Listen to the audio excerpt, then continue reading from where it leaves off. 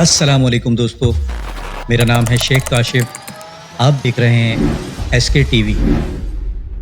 حضرت معاذ بن جبل سے مروی ہے کہ رسول کریم صلی اللہ علیہ وآلہ وسلم نے ارشاد فرمایا کہ یثرب کی ویرانی کے بعد بیت المقدس آباد ہوگا، اور یثرب کی ویرانی جنگ عظیم میں پیش آئے گی، اور جنگ عظیم پر قسطنطنیہ فتح ہوگا، اور قسطنطنیہ کے فتح پر دجال کا خروج ہوگا۔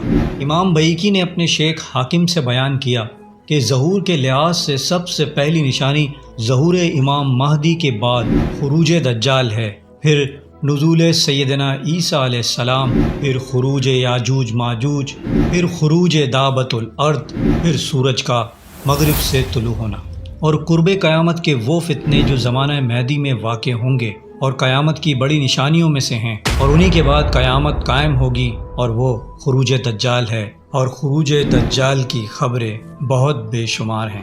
حضرت ابو ہریرہ رضی اللہ تعالیٰ عنہ اپنی والدہ ماجدہ سے روایت کرتے ہیں کہ 3 ایسی چیزیں ہیں کہ ان کے ظہور کے بعد کسی کا ایمان لانا اسے نفع نہ دے گا: 1 دجال، 2 دابۃ الارض، اور نمبر 3 سورج کا مغرب سے طلوع ہونا۔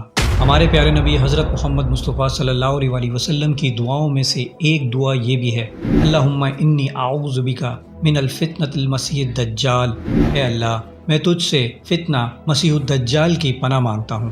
صحیح بخاری میں ہے کہ کوئی نبی ایسا نہیں گزرا جس نے دجال سے اپنی امت کو نہ ڈرایا ہو۔ روایت معمر میں مزید یہ ہے کہ حضرت سیدنا نوح علیہ السلام نے اپنی قوم کو دجال سے ڈرایا۔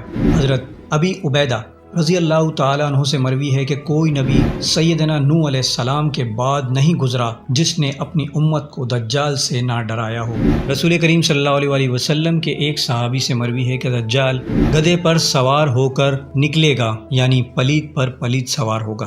حضرت سیدنا علی مرتضیٰ شیر خدا رضی اللہ تعالیٰ عنہ سے مروی ہے کہ دجال خروج کرے گا تو اس کے ساتھ 70,000 حاقہ کے افراد ہوں گے۔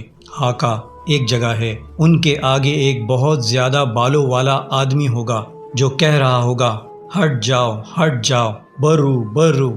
یہ فارسی کا کلمہ ہے، اس کا ترجمہ ہے جگہ فراغ کرو۔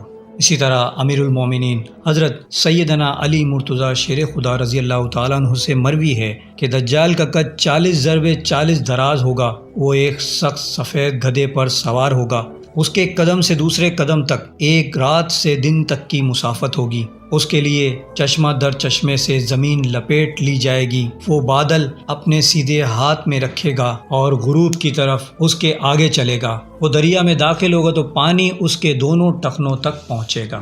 حضرت کعب احبار رضی اللہ تعالیٰ عنہ فرماتے ہیں کہ دجال شام کا رخ کرے گا، جامع مسجد دمشق شرقی مینارہ کے قریب اترے گا، یہاں اس کے خروج کی ابتدا ہے۔ اس کے بعد گم ہو جائے گا، تلاش کے باوجود نہ ملے گا، پھر دوبارہ دمشق کی مسجد کے اس مینار کے قریب جو نہر قصود کے قریب میں ہے ظاہر ہوگا، پھر کہیں چلا جائے گا یہاں تک کہ لوگ اسے بھول جائیں گے، پھر مشرق میں ظاہر ہوگا اور خلافت حکومت سنبھالے گا۔ اس دوران جادو دکھائے گا، پھر نبوت کا دعویٰ کرے گا۔ عوام یعنی اہل اسلام اس کا ساتھ چھوڑ دیں گے، پھر خوش نہر پر کھڑے ہو کر اسے چلنے کا حکم دے گا تو نہر پانی سے پر ہو کر چل پڑے گی، پھر حکم دے گا کہ پیچھے کو لوٹ، وہ پیچھے کو چلے گی، پھر حکم دے گا کہ خشک ہو جا تو وہ خشک ہو جائے گی۔ 70,000 اصفہان کے یہودی، 13,000 ان کی عورتیں اور دیگر عوام جو یہودیوں کے تابع ہوں گے، اور غلام اور عورتیں اس کی اتباع کریں گے۔ اللہ سبحانہ و تعالیٰ اس کے لیے شیاطین بھیجے گا،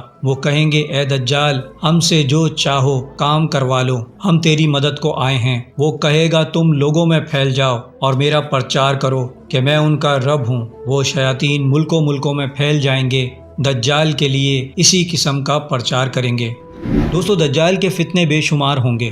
وہ چلے گا تو اس کے ساتھ 2 پہاڑ بھی چلیں گے، اس میں درخت اور پھل فروٹ اور پانی ہوگا، اس میں آگ اور دھواں ہوگا، اور کہے گا کہ یہ جنت اور دوزخ ہے۔ اس کے ساتھ جنت و نار ہوگی، لوگوں کو قتل کر کے زندہ کر دے گا۔ اس کے ساتھ ساتھ ایک پہاڑ ہوگا، اس میں روٹیاں اور پانی کی نہریں ہوں گی۔ وہ ایک آدمی پر صرف ایک بار مسلط ہوگا، اس کے بعد اس کے قتل کرنے پر قادر نہ ہو سکے گا، اور وہ مرد کہے گا: یہ میرے بعد اب کسی کو مارنے اور جلانے کی قدرت نہ رکھے گا۔ یعنی جو پہلے گزرا ہے کہ لوگوں کو قتل کر کے جلائے گا وہ شیاطین ہوں گے، اور ان کا قتل کرنا اور جلانا بھی حقیقی نہ ہوگا بلکہ ظاہری طور پر صرف عوام کو محسوس ہوگا کہ یہ قتل ہو رہے ہیں اور مر کر جی رہے ہیں۔ بعض نے کہا کہ اس کا مارنا حقیقی طور پر ہوگا اور جسے قتل کرے گا وہ حضرت خضر علیہ السلام ہوں گے۔ ایک روایت میں ہے کہ اس کے ساتھ روٹیوں کے پہاڑ ہوں گے، صرف ان کو روٹی ملے گی جو اس کی اتباع کرے گا۔ اس کے ساتھ 2 نہریں ہوں گی، انہیں کہے گا میں جانتا ہوں ان میں کیا ہے۔ وہ کہے گا ایک نہر جنت ہے، دوسری دوزخ، پس جسے وہ جنت میں داخل کرے گا وہ آگ ہوگی اور جسے نار میں داخل کرے گا وہ جنت ہوگی۔ دجال کا خروج فتح قسطنطنیہ کے بعد ہوگا جب 3 سال کا مسلسل قحط ہوگا۔ دجال کی کل مدت 40 دن ہے۔ اس کا پہلا دن 1 سال کے برابر ہوگا، اس کا دوسرا دن 1 ماہ کے برابر ہوگا، اس کا تیسرا دن 1 ہفتے کے برابر ہوگا اور باقی دن دوسرے دنوں کی طرح کے ہوں گے۔ نبی کریم صلی اللہ علیہ وآلہ وسلم نے اپنے خطبہ مبارک میں فرمایا کہ جب سے اللہ سبحانہ و تعالیٰ نے اولاد آدم کا سلسلہ جاری فرمایا ہے، دجال کے فتنے سے اور کوئی بڑھ کر فتنہ نہیں ہے۔ ہر نبی علیہ السلام نے دجال کے فتنے سے اپنی امت کو ڈرایا۔ میں آخری نبی ہوں صلی اللہ علیہ وآلہ وسلم اور تم آخری امت ہو، تم میں دجال کا خروج لازماً ہوگا۔ اس پر آپ صلی اللہ علیہ وآلہ وسلم کی آواز مبارک دھیمی پھر اونچی ہوئی۔ ہم نے سمجھا شاید سامنے والی کھجوروں کے جھنڈ میں ہوگا۔ جب ہم اس جھنڈ کھجوروں کی طرف جانے لگے، آپ صلی اللہ علیہ وآلہ وسلم نے فرمایا یہ اس دجال کا غیر ہے، مجھے اس کا بہت خطرہ ہے۔ اگر میرے زمانے میں ہوا تو میں تمہارے ساتھ اس کا مقابلہ کروں گا، اور ہر مسلم کی طرف سے اگر میرے بعد اس کا خروج ہوا تو ہر انسان اس کا مقابلہ کرے۔ اللہ تعالیٰ میرا نگہبان ہر اہل اسلام کے لیے۔ دجال کا خروج اور حلیہ یعنی شام و عراق کے درمیان راستے سے ہوگا، اور وہ روئے زمین پر فساد پھیلائے گا اور دائیں بائیں اپنا لشکر بھیجے گا۔ اس کے لشکر کا مقدمۃ الجیش اصفہان کے 70 مرد یہودی ہوں گے۔ ان کا سالار بڑے بالوں والا ہوگا، مرد ہوگا اور کہتا جائے گا راستہ دو، راستہ دو۔ فرمایا اے اللہ کے بندو ثابت قدم رہنا، میں اس کے ایسے اوصاف بیان کروں گا جو مجھ سے پہلے کسی نبی نے بیان نہیں کیے۔ وہ ظاہر ہو کر پہلے دعویٰ کرے گا کہ وہ نبی ہے، حالانکہ میرے بعد کوئی نبی نہیں، پھر دعویٰ کرے گا کہ وہ تمہارا رب ہے، حالانکہ تم مرتے دم تک اپنے رب کو نہیں دیکھو گے۔ اس کا دیدار تو قیامت میں ہوگا۔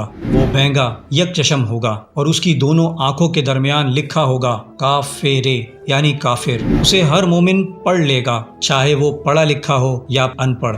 اس کے فتنوں میں سے ایک یہ ہوگا کہ اس کے ساتھ جنت و دوزخ۔ در حقیقت اس کی جنت دوزخ ہوگی اور دوزخ جنت ہے۔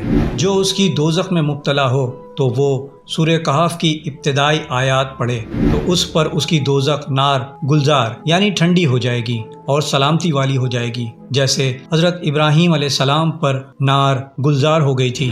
اس کے ساتھ ہی حضرت عیسیٰ علیہ السلام ہوں گے جو لوگوں کو ڈرائیں گے کہ یہ مسیح کذاب ہے۔ حضرت عیسیٰ علیہ السلام کو اللہ سبحانہ و تعالیٰ اتنی تیز رفتاری عطا فرمائے گا کہ اسے دجال پا نہیں سکے گا۔ اللہ سبحانہ و تعالیٰ سے دعا ہے کہ تمام مسلمانوں کو دجال کے فتنے سے محفوظ فرمائے، آمین۔